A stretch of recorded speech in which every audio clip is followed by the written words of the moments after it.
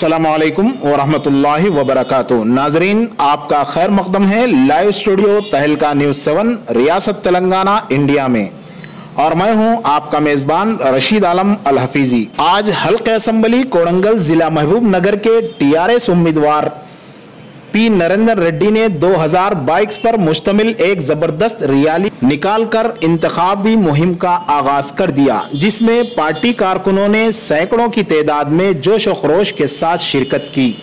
इस दौरान उन्होंने दरगाह हजरत आजम अली शाह कादरी रहमतुल्लाह अलैह पर हाजिरी दी और राम मंदिर में पूजा करते हुए अपनी कामयाबी की दुआएं की। जबकि रियाल गांव के शिवाजी चौक पर इज्तिमा से खिताब करते हुए TRS हुकूमत के बेशुमार करोड़ों रुपयों की तरक्याती कामों का जिक्र किया और कहा कि TRS सरबराह चंद्रशेखर राव की क़ियादत में रियासत तेलंगाना तरक्की की तरफ गामज़न है। जितेंद्र रेड्डी ने इस मर्तबा पी नरेंद्र रेड्डी को कामयाब बनाने की पुरजोर अपील की और कहा कि रेवंत रेड्डी मासूम अवाम को तरक्की के नाम पर धोखा दे रहे हैं, लेकिन नरेंद्र रेड्डी की कामयाबी से हल्के कोडंगल को 4 चांद लग जाएंगे। ये थी रिपोर्ट कोडंगल से मोहम्मद यूसुफ के साथ तहलका न्यूज़ 7।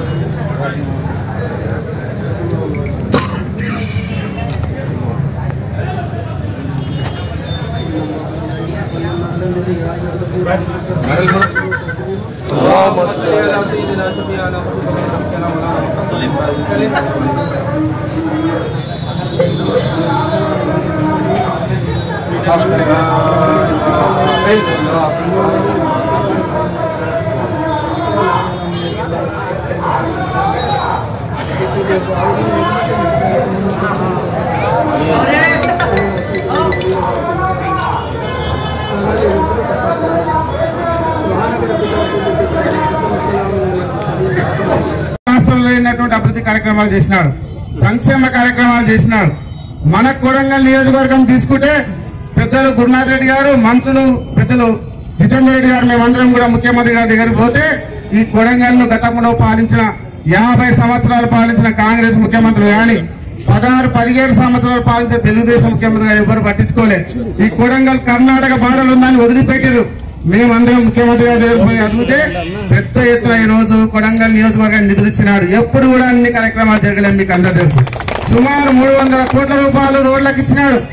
అదేవిధంగా 2 మున్సిపాలిటీలు చేసినాడు, కొడంగల్ మున్సిపాలిటీ, కోజ్గి మున్సిపాలిటీ. ఆ మున్సిపాలిటీల గురించి పెద్దలు నేను గురునాథ్ రెడ్డి గారు KTR దగ్గర పోయి ఒక 50 కోట్లు అడిగితే 15-30 కోట్లు మొన్న నిధులు శాంక్షన్ చేసినాడు. ఆ నిధులతోని ఈ కోజ్గి పట్టణాన్ని బ్రహ్మాండంగా మనం అభివృద్ధి చేసుకోవచ్చు.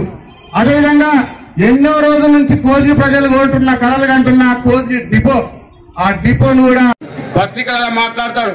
హైదరాబాద్ లో కూర్చొని సెటిల్మెంట్లు చేసి డబ్బులు సంపాదిస్తారు తప్ప కొడంగల్ ప్రజలు ఎప్పుడు పట్టించుకోలేదు. గ్రామాలకు రాలే. ఏ గ్రామానికన్నా